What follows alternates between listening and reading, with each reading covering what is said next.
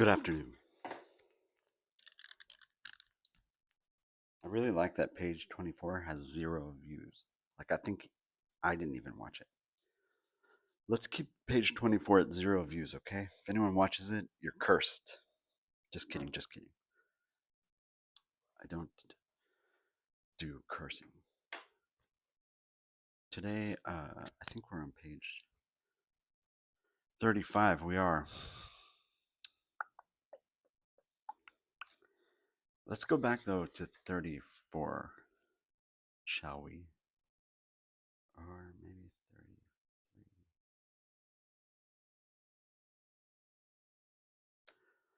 I was thinking of something. I'm reading this other book,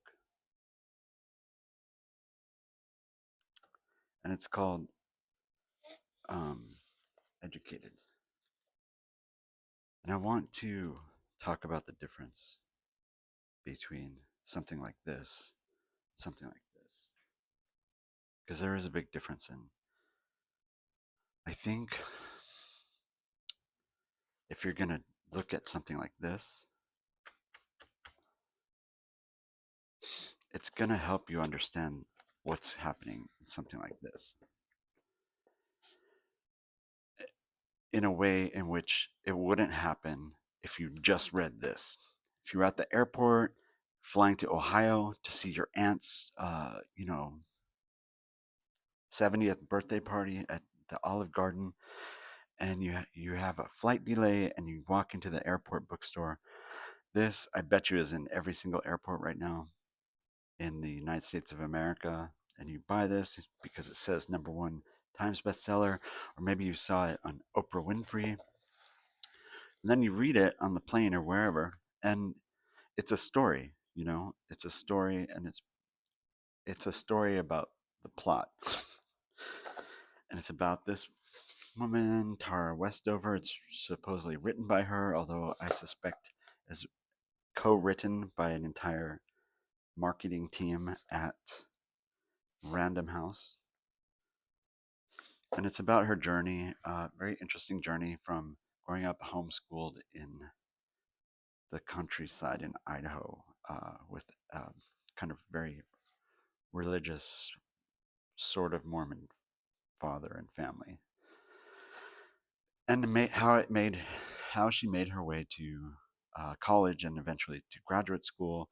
And she had a boyfriend, and she has an abusive brother, and her dad got blown up in an accident, and he's recovering.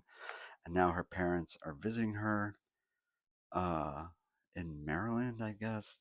Do you understand what I'm saying? It's like that's the plot. That's a story, and um, to talk about it with someone, I don't think you would be like, "Wow, I can't believe how wonderful these words are. I was put on a short list for the Gates Scholarship, period.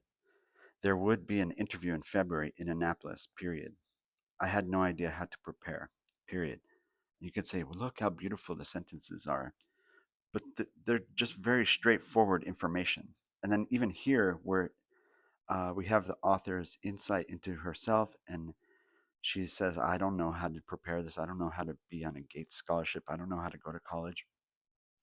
But we're along the ride. We're along her ride, in her opinion, with her, and we're being taught to care for her and to be like and to be pro her.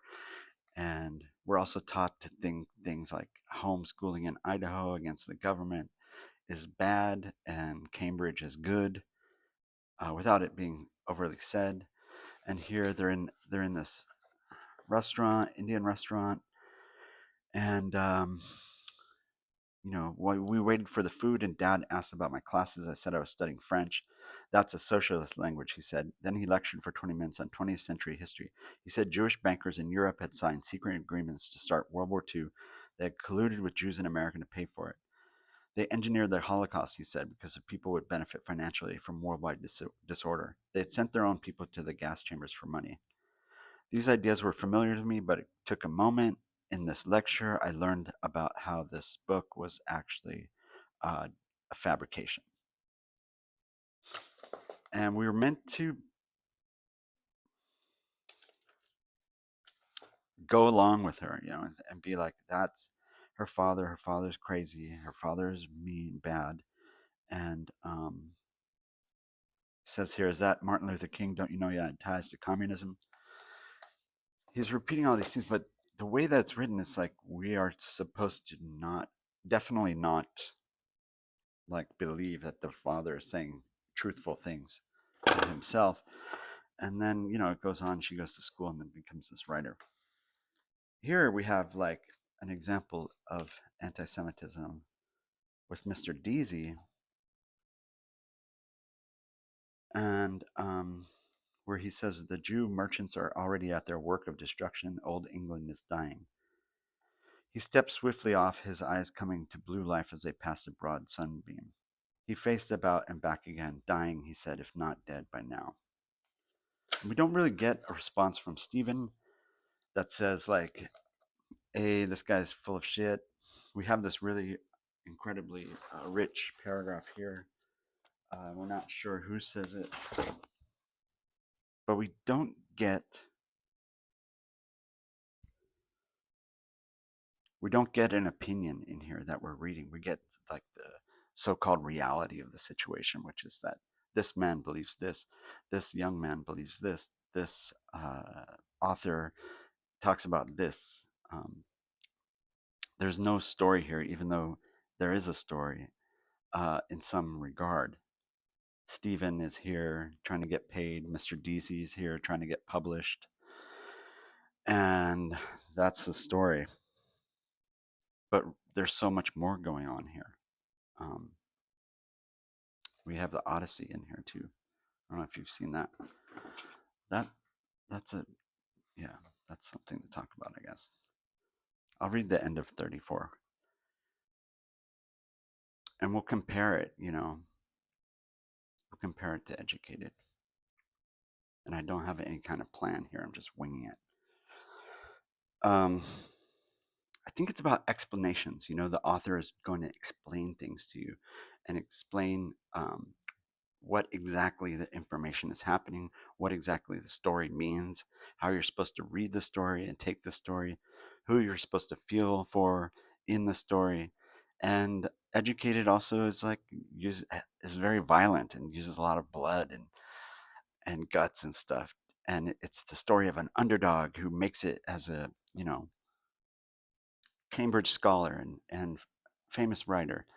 And here we have Stephen, who is an underdog, and he's not going to make it as anything. He barely makes it home tonight. Spoiler alert. And so people would be like, why am I reading this? And if you made it to page 35, I'm sure you've asked that question several times. Why am I reading this? Why am I reading this? This guy, you know, this guy's a loser. His teacher's a loser. Where they live sucks. I don't understand the point of it. There's roommates. I really don't care about them. They seem annoying, um, et cetera, et cetera. Versus Educated, which you have this narrator and you're like, I really love this person. I hope she wins. And she does. So, yeah, I guess keep that in mind, kids. And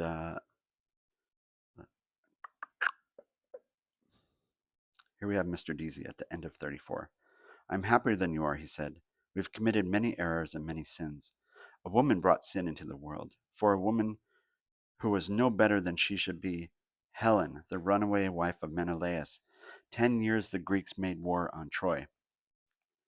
A faithless wife first brought the strangers to our shore here, MacMurrough's wife and her leman O'Rourke, prince of Breffni. A woman too brought Parnell low. You can look these things up on Wikipedia if you need to know what they mean. But this book doesn't explain them to you. Educated explains it to you, which is a big difference. Many errors, many failures, but not the one sin. I am a struggler now at the end of my days, but I will fight for the right till the end. For Ulster will fight, and Ulster will be right. Stephen raised the sheets in his hand. Well, sir, he began. He's trying to dip out. I foresee, Mr. Deasy said, that you will not remain here very long at this work. You were not born to be a teacher, I think. Perhaps I'm wrong. If you're a teacher and your boss says that to you, you better be worried. A learner, rather, Stephen said. And here, what will you learn more? Mr. Deasy shook his head. Who knows? He said. To learn, one must be humble, but life is the great teacher. Stephen rustled the sheets again. As regards these, he began. Yes, Mr. Deasy said. You have 2 copies there. If you can have them published at once, telegraph, Irish Homestead. Oops. Telegraph, Irish Homestead. I will try, Stephen said, and let you know tomorrow. I know 2 editors slightly.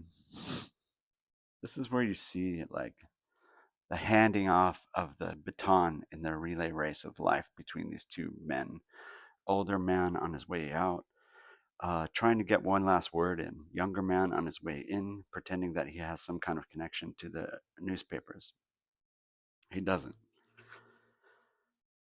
Uh, that will do, Mr. Deasy said briskly. I wrote last night to Mr. Field, MP.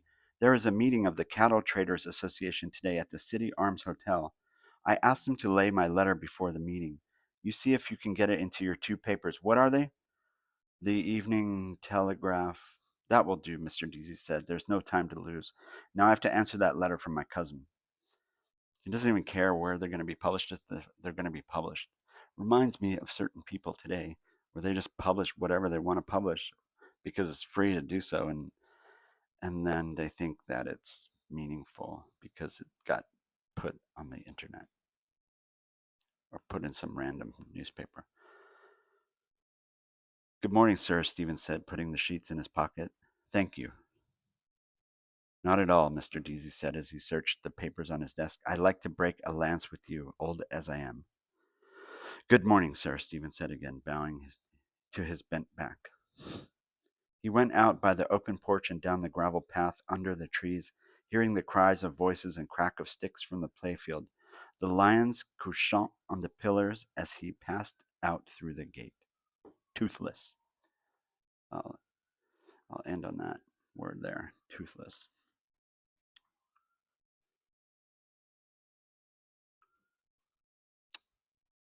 The Evening Telegraph, the Telegraph, the Irish Homestead, Instagram, your blog, YouTube. This is a good example. Mr. Deasy, Dr. Lundell reads Ulysses, page 35. Stay cool.